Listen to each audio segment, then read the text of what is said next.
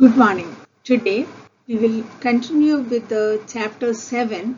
Hope you have already gone through chapter 6. There I had asked about church fathers. So this chapter is totally devoted to learning about church fathers. When we think about church fathers, what comes to your mind?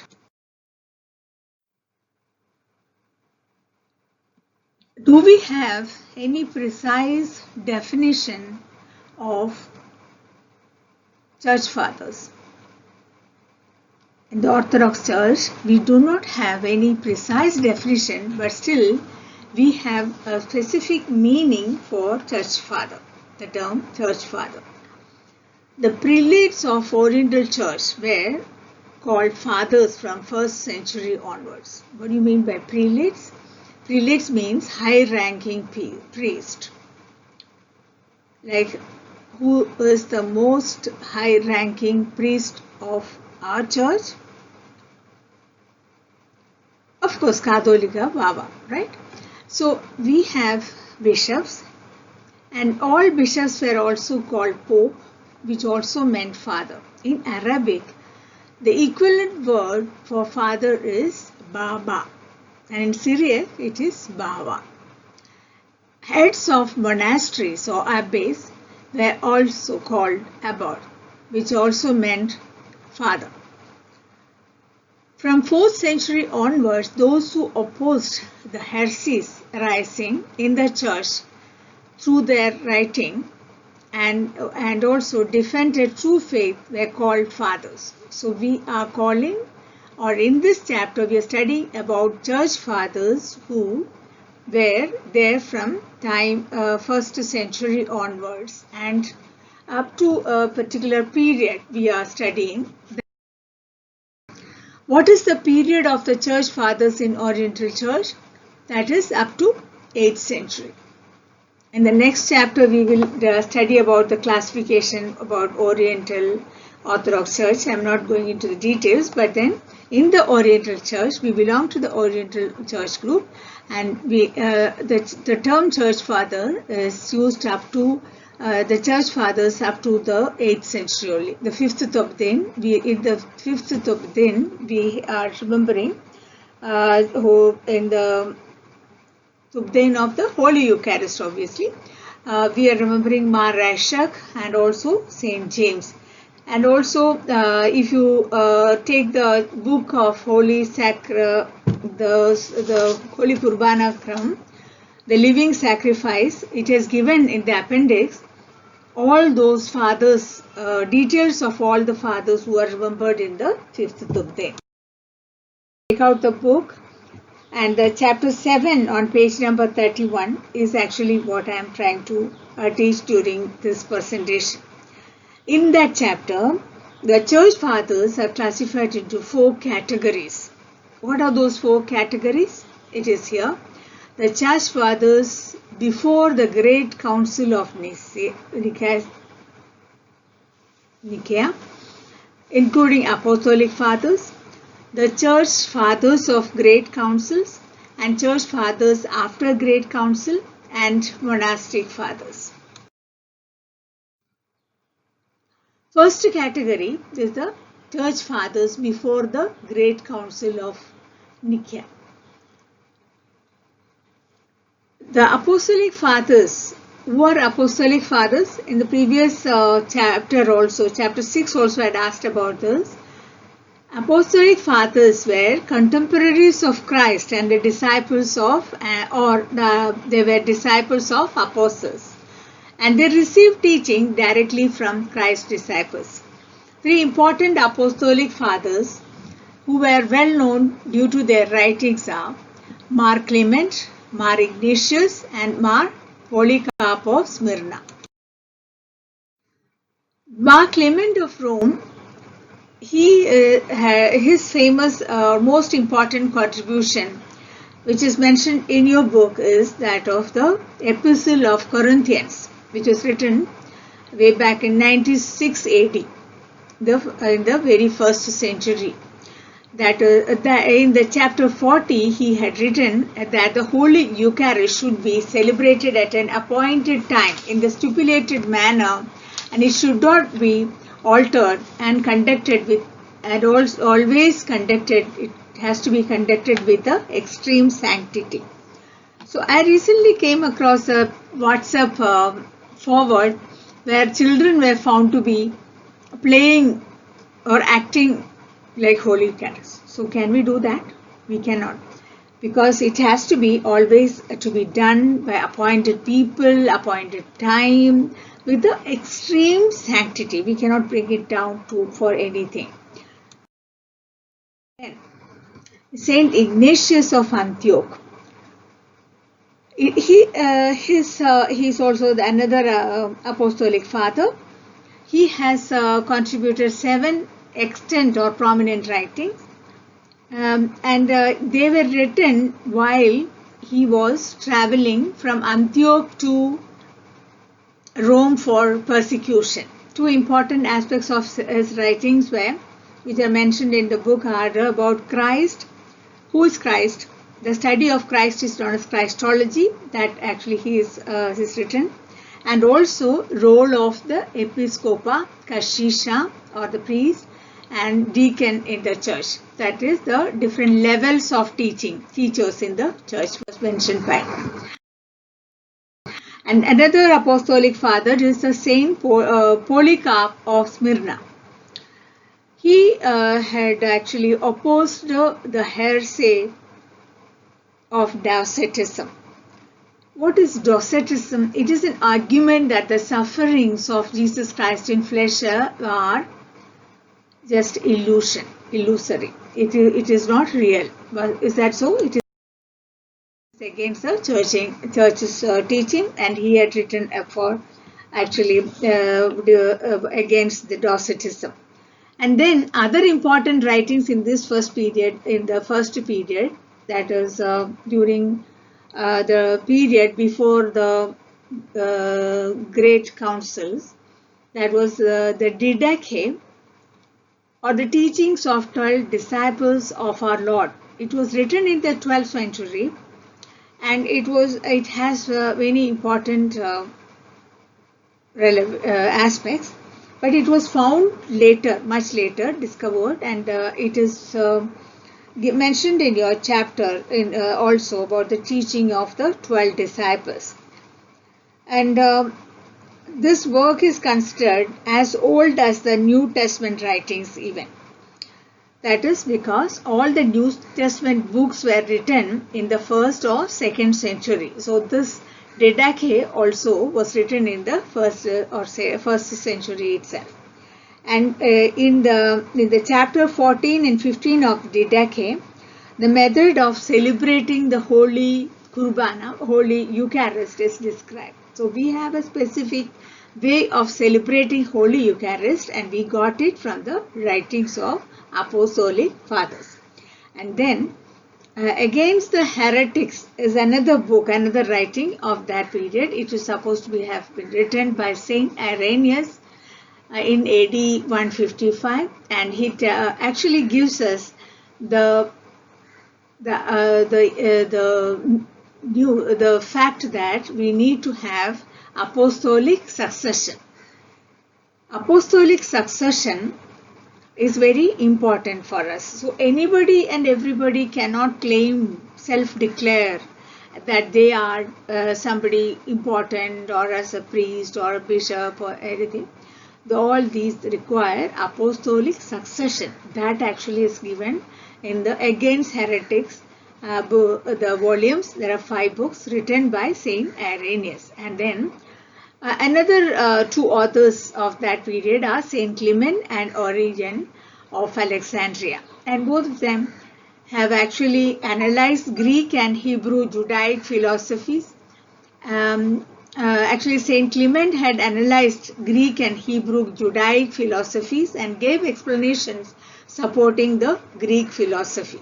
So, in the 1st century, during the time of Saint Paul, there was a great debate about whether all Christians should be from Jewish kind of teaching, and with circumcision and like that, or we can we have Gentiles and with no circumcision, and such thoughts were there, and this was analyzed, that is the Greek as well as the Hebrew Judaic philosophies, and he explained supporting the Greek philosophy. That was what Saint Paul has written in his epistles, and that is actually was further explained by Saint Clement.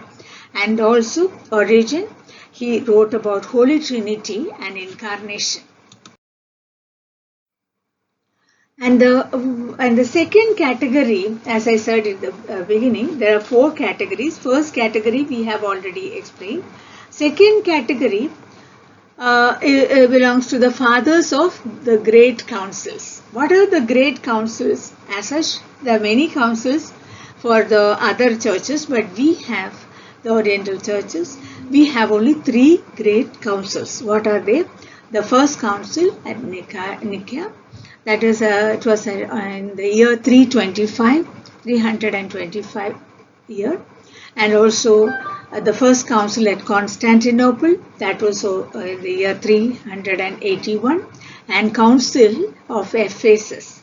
And they actually, all these councils were actually the ones which helped us to understand our faith and formulation of the creed.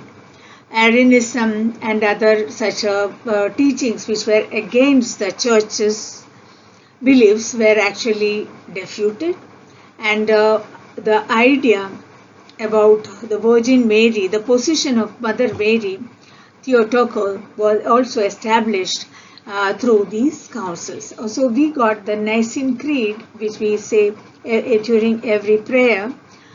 During these, actually it was originally formulated during the Nicaean Council, and later it was further modified, and then we finalized with the inclusion of Virgin Mary, Mother of God, in 431. And then, who were the church fathers of great councils? There were many people, hundreds of fathers attended these councils, but a few of them we recognize as the great church fathers of our council, of these great councils, and they are Saint Athanasius of Alexandria, the Cappadocian fathers.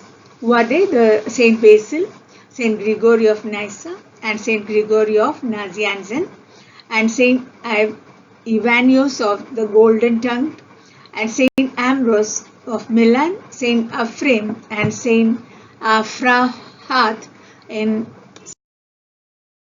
And what are the major contributions of the church fathers of these great councils?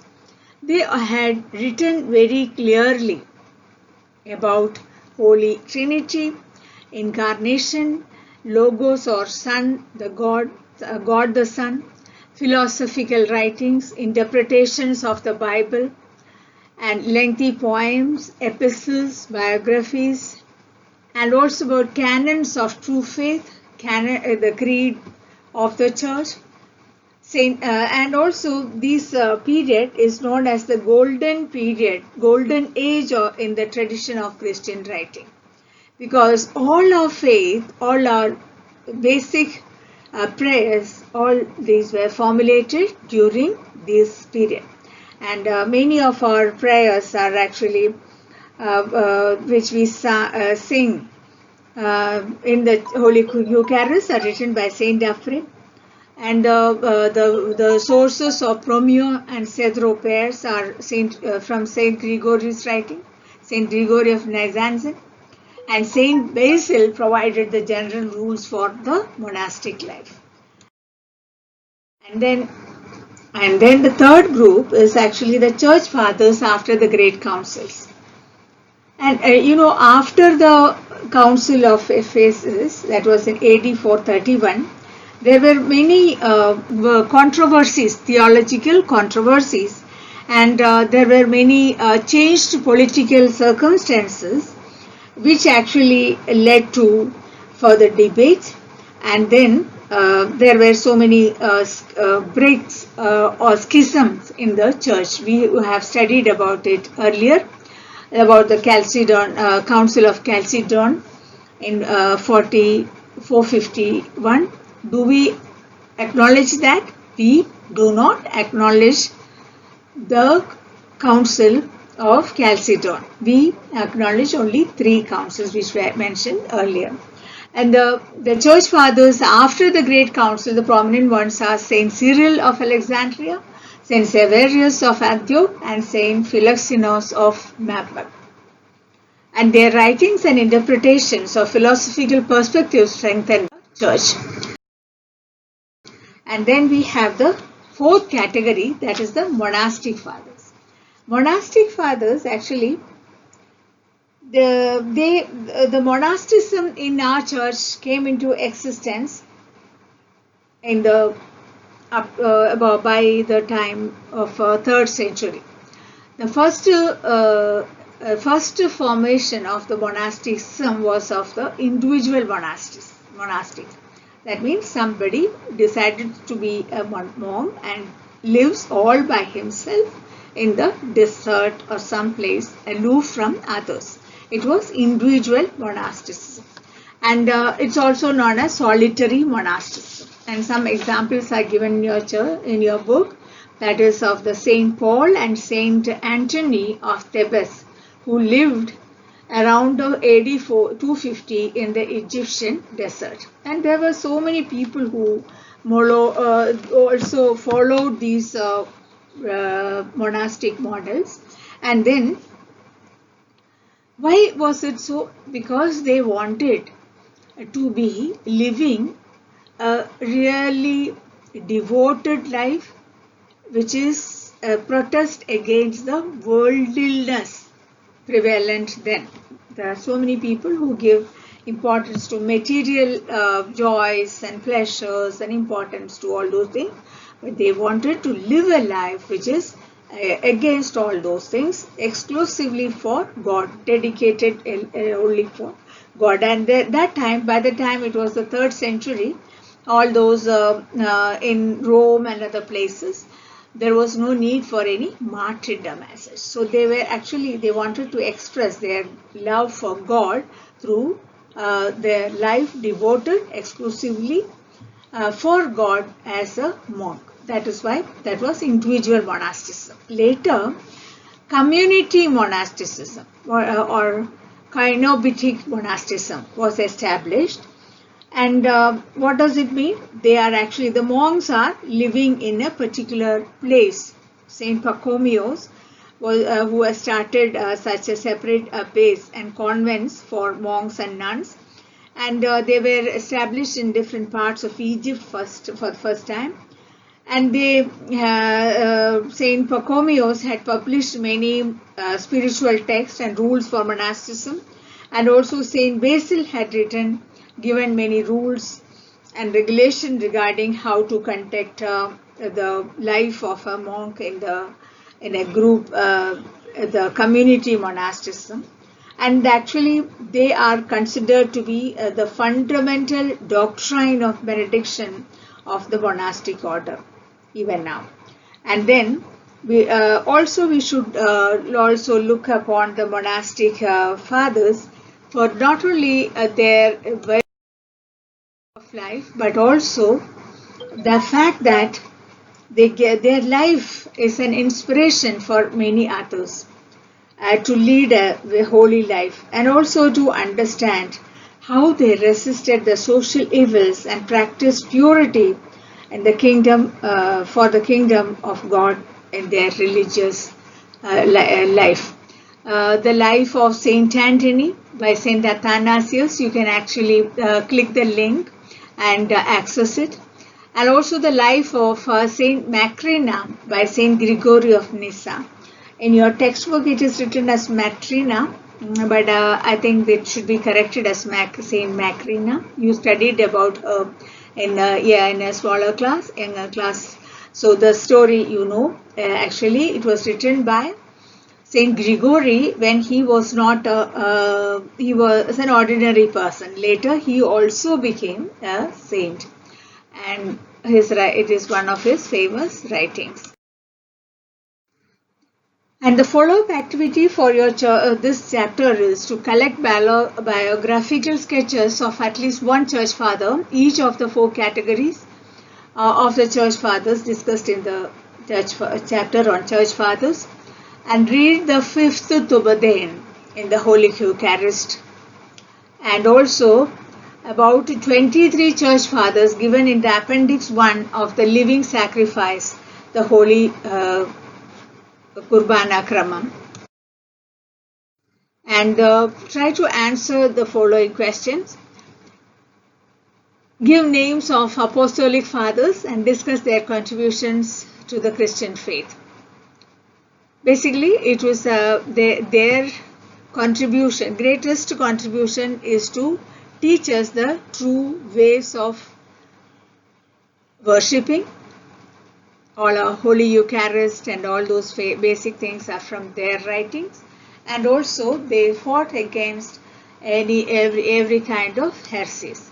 And what are the great general councils, and discuss major contributions of church fathers of great general councils, the 3 councils which we discussed.